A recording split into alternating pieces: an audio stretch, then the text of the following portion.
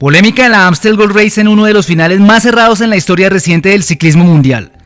Buena carrera de los latinoamericanos con Richard Carapaz atacando y Esteban Chávez moviéndose en el grupo.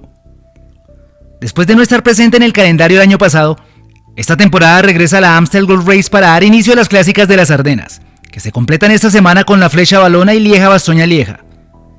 Una nómina de lujo presenta esta edición de la carrera neerlandesa con importantes figuras como Primoz Roglic, Wout van Aert y Julian Alaphilippe, solo por mencionar a los favoritos, y presencia latinoamericana con Sergio Luis Henao, Esteban Chávez, Richard Carapaz, Sergio Higuita y Daniel Arroyave.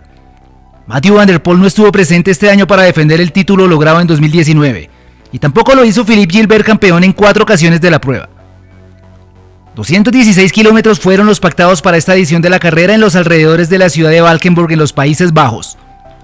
Con los acostumbrados muros presentes en la región de las Ardenas, en un circuito de 17 kilómetros que tendrían que completar en 12 ocasiones. 3 serían las dificultades principales del recorrido: el Hügelberg con 600 metros al 5%, el Bellemerberg con casi 1 kilómetro al 4,8%, y el más duro de todos por sus rampas de doble dígito es el Kouberg, con 900 metros de longitud y un desnivel promedio del 6,3%. Muy temprano se desarrolló la carrera de las damas en el mismo escenario, pero a diferencia de la élite masculina, solo debieron completar 7 vueltas al circuito. En la línea de partida se dieron cita las más importantes ciclistas de la categoría, como la actual campeona Katarzyna Niewiadoma del Canyon SRAM, Elisa Longo Borghini, Marianne Vos, Anna van den Breggen y la campeona europea Annemiek van Vleuten, entre otras. Entre las latinoamericanas participantes de la Amstel Gold Race femenina estaban la cubana Arlenis Sierra, Catalina Soto de Chile, la mexicana Yareli Salazar y Paula Andrea Patiño por Colombia. La carrera se definió en el último kilómetro cuando Niewiadoma y Longo Borghini marchaban en punta de carrera, pero hubo indecisión entre ellas, permitiendo que el grupo perseguidor les diera caza a pocos metros de la línea de meta. En el sprint final se impuso con relativa facilidad Marianne Vos del Jumbo-Visma, seguida de las también neerlandesas Demi Vollering y Annemiek van Vleuten. La mejor latinoamericana fue Arlenis Sierra en el puesto 46 a 8 minutos 20. Yareli Salazar se ubicó en la posición 58 a 9:43 y un segundo más tarde arribó Paula Patiño del Movistar Team.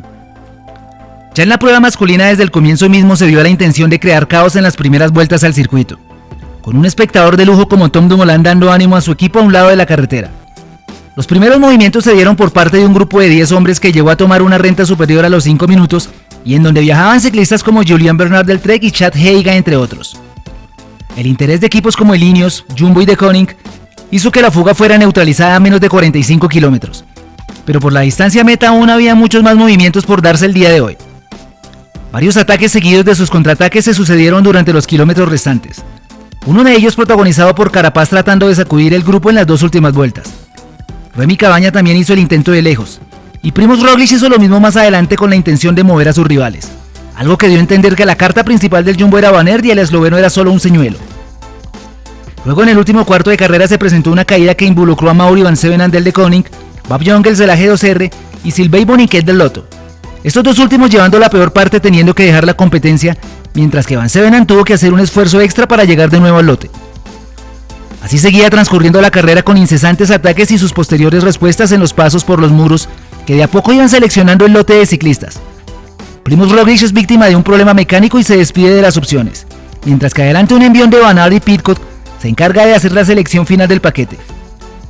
Por un momento logran seguirle Valverde y Alaphilippe, pero un nuevo cambio de ritmo lo saca de la punta a la que se une también Richard Carapaz, Jatowski y Max Schachmann del Bora. Carapaz lo intenta en el descenso tratando de abrir brecha, pero una vez más Van Aert imprime potencia a sus pedalazos y saca ventaja.